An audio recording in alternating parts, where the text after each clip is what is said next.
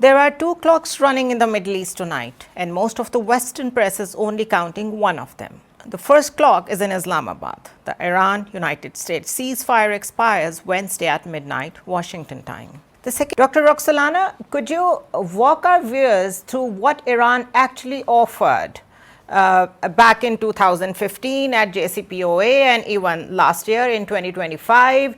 And what is it that Washington wants? What is the sticking point? The key sticking point is that Washington and Tehran are standing for decades on the very same page, actually. They are in the status of the warring states that can hardly find a proper diplomatic language and proper diplomatic vocabulary. And there is a kind of perception, there is a vision, or let's say there is a big picture or illustration of this relationship, is that both sides are hardly willing to use that language and actually elaborate a breach of communication between each other.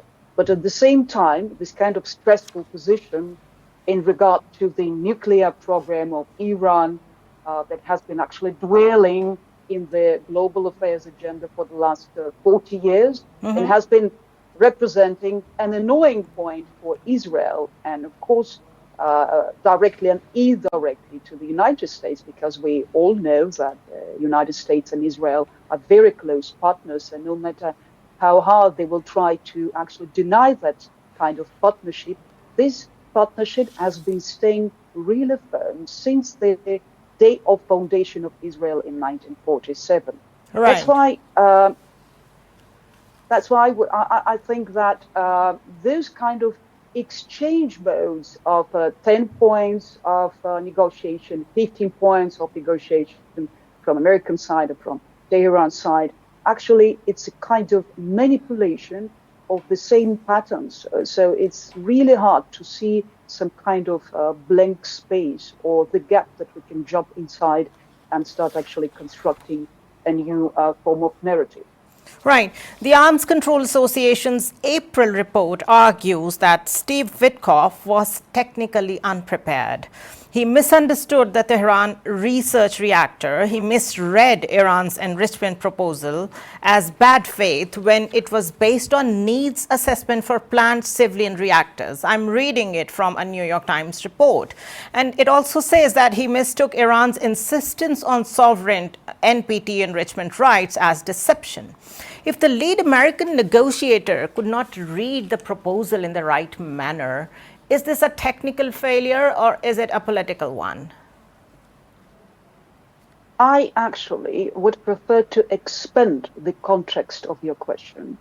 If it would have been just a political issue of misreading the position of Tehran, that will be half of the problem, half of the diplomatic evil, let's say. But unfortunately, there are three elements in this context: political miscalculation, contextual misreading, and absolutely poor diplomatic equipment from the side of the members of the team of Donald Trump. And this, I think, seriously threatens the general diplomatic position of the United States. Unfortunately, those kind of members of negotiating team from the side of Washington is really not reaching a proper qualification or competence in order to be able to read the front lines of what kind of expectations and what kind of concerns Tehran is trying to deliver to the American side to the whole world, in which actually they have right for them. Right. So the natural question that comes to my mind is that if Steve Witkoff is not the right person for this kind of technical negotiations, why didn't they improvise on the Islamabad talks? Like, for instance, just involving J.D. Vance doesn't complete the agenda because the technical team is still missing. Why wouldn't they improvise it? It's a very correct problem. Because American side, when they started the whole dramatic, let's say, or dramaturgy of this war with Iran or attack Iran, they were absolutely unaware and unprepared. Unfortunately, they didn't have in-depth knowledge about Iran, and such kind of stances as elimination of the whole civilization is absolutely inappropriate. Therefore, we can actually imagine or extrapolate then certain days or 1 month of that kind of intensive war. After 30 days, they understood that it was no way to win. But unfortunately, they had to deliver some kind of message for the reason or for the sake of the domestic policy. Otherwise, the Republican Party will have such kind of losses and will bear such kind of risks that it can completely create unacceptable collision between balance and disbalance on American shore. Right. So walk us through the deal that actually works, in your opinion. We have 4 components here. A nuclear pause with preserved NPT rights, structural sanctions relief that survives the next president, and that's very important. No next president should be able to just walk out of it. Structural sanctions relief that survives the next president as well. Regional architecture with real Lebanon withdrawal and simultaneous Hormuz blockade lift. Is the deal achievable in next 48 hours? I truly believe that this kind of status quo should be freezed. I would not say should be designed in a way of diplomatic buffer zone. Otherwise, we'll be hanging in that kind of gap for eternity. Because additionally to the problem of non-proliferation of nuclear power, we have gained almost trade, and we have gained extra economic risks for the whole global economy.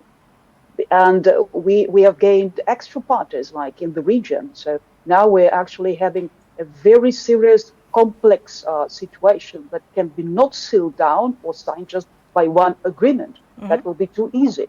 There's absolutely no way. But in order to actually to keep both hot-headed parties, like 2 warring states that have been actually that kind of status for years and for decades, so we're not expecting for any miracle.